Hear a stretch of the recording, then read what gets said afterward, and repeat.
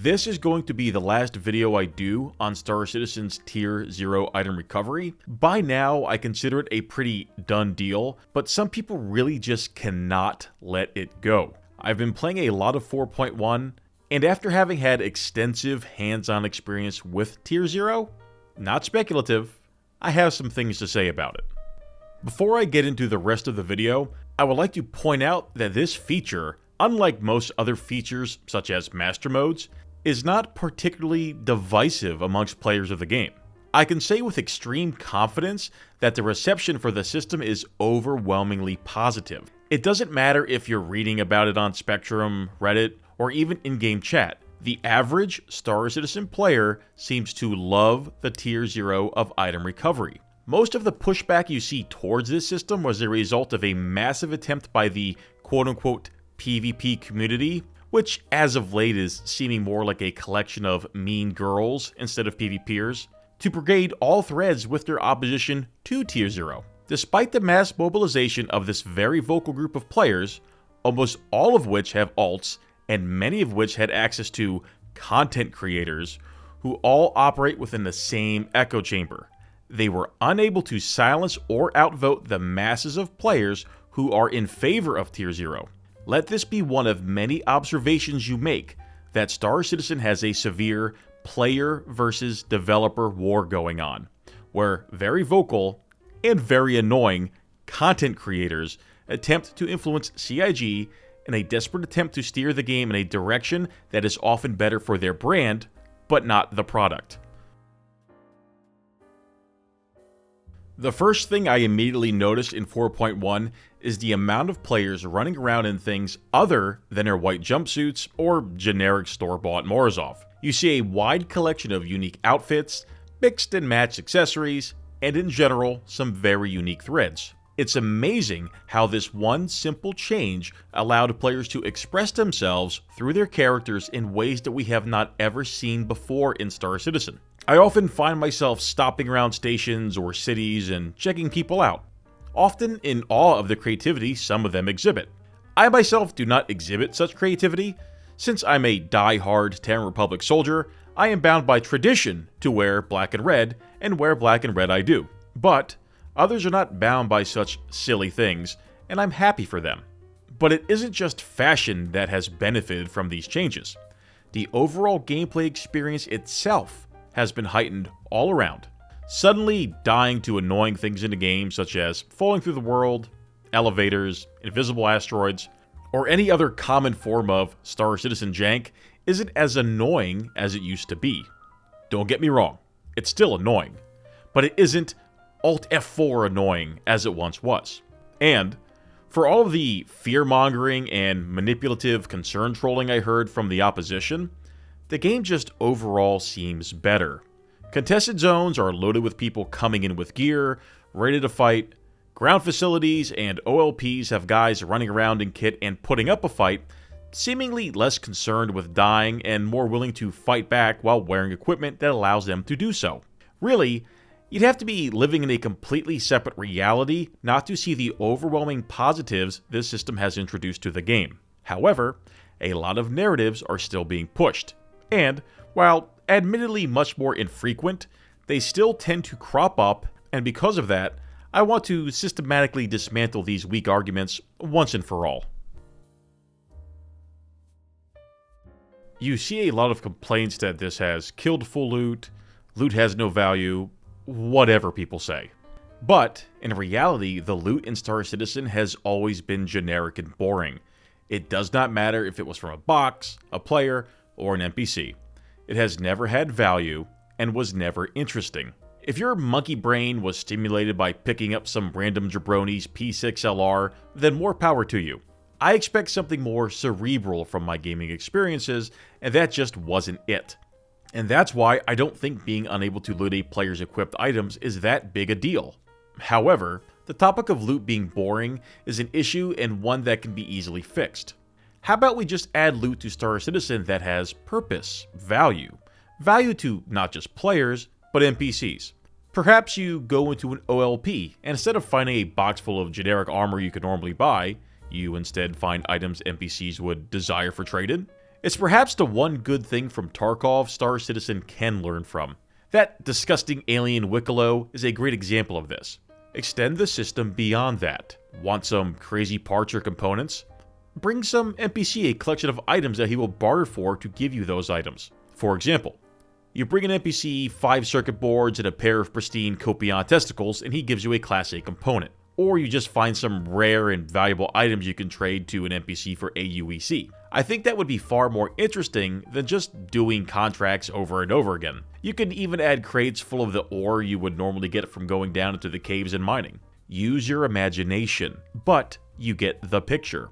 Shift the focus away from looting weapons and armor, and instead put the focus on looting interesting items found behind locked doors. People were always excited to get a LEDX in Tarkov, or a Golden Lion in ABI, or something equivalent in whatever generic looter shooter is the flavor of the week.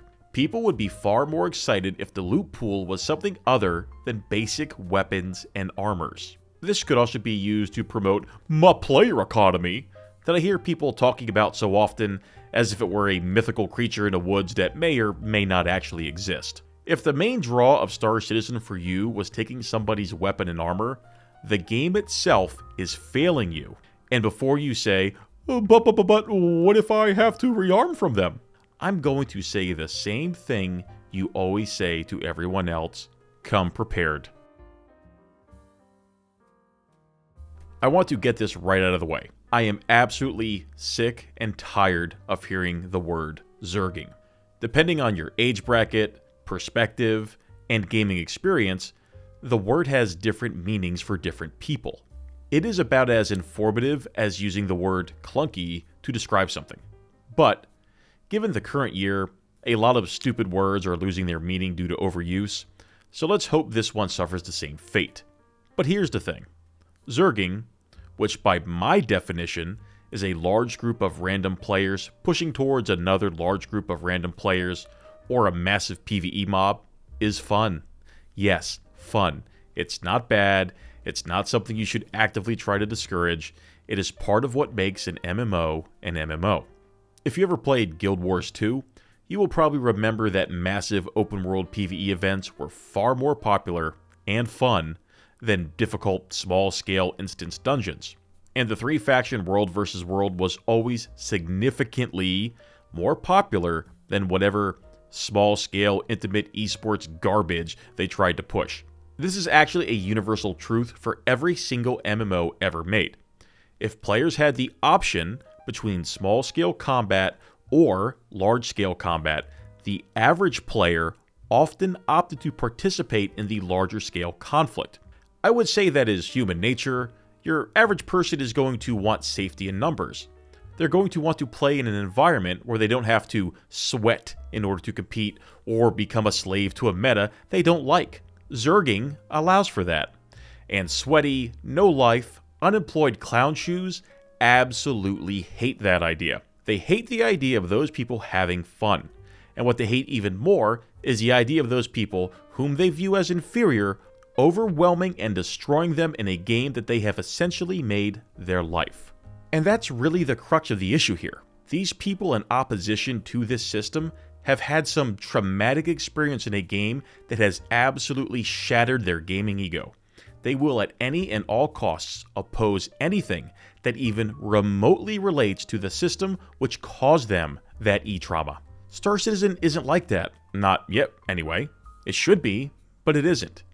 It's not that way because in reality, that's the key word here, by the way, reality, Tier 0 and mobile spawns have not really changed much of anything outside of making the game far more convenient to play. Mobile spawns are not powerful at all. They hardly work, and respawning at them means you're not spawning in a ship. And a ship is still the most dominating factor in any PvP encounter.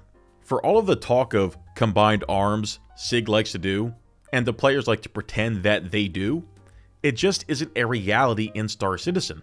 And if SIG wants to actually do combined arms the right way, the cornerstone of combined arms in a video game is, and always has been, a player-influenced spawn system. Star Citizen doesn't have that. Not yet, maybe not ever. I would go as far as to say that mobile spawns in Star Citizen are not powerful enough. They're weak, easy to spot and destroy, have zero impact on a fight, and lack any real purpose outside of being parked outside of a bunker for you to do PvE missions against brain-dead AI. I used to even be a big supporter of the idea of these things requiring a resource in order to enable spawns, but I am not really in favor of that anymore either.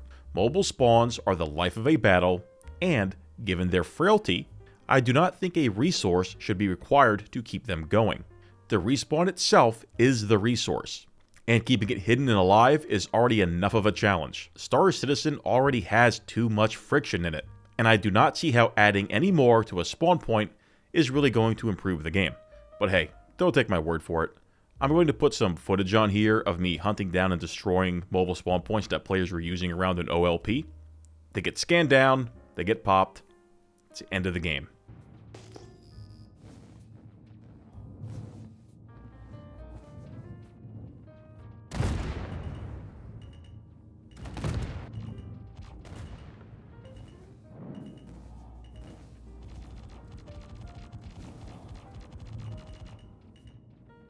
If you want a real-world, recent example of how resources to promote spawns are actively hurting a game, I would ask any of you Arma Reforger players out there to see how useless mobile spawns in that game became after they added the supply cost to mobile command units and radios. Now hardly anyone uses them, and when they do, they have very little impact on battles, whereas before, they helped encourage and facilitate gameplay. An easier and far more elegant solution is to simply increase the time it takes to respawn with each consecutive death, as opposed to a resource system which is likely to be very poorly designed. A lot of my detractors, or as I have begun to internally call them, mean girls, accuse me of trying to influence this game to be steered into the direction of, say, PlanetSide. Well, I would ask you this. Are functioning respawn mechanics something unique to the PlanetSide franchise? Or are they not a core part of any multiplayer game where a player can die? The answer, if you're not an idiot, is simple. But since most of these people are idiots, they would once again fall back on bringing up PlanetSide as if it were a pejorative in terms of mechanics, while the next day singing the praises of streamer chow gamer slop like Tarkov. The duality of man is truly a thing to behold. And no, Fran, I do not think you're an idiot. But let's just entertain the insanity for just a moment and say I was going to play this game like PlanetSide. If mobile spawns were truly effective, game-changing, and turned the tide of PvP battles, don't you think I would use them? Because I don't. Not at all.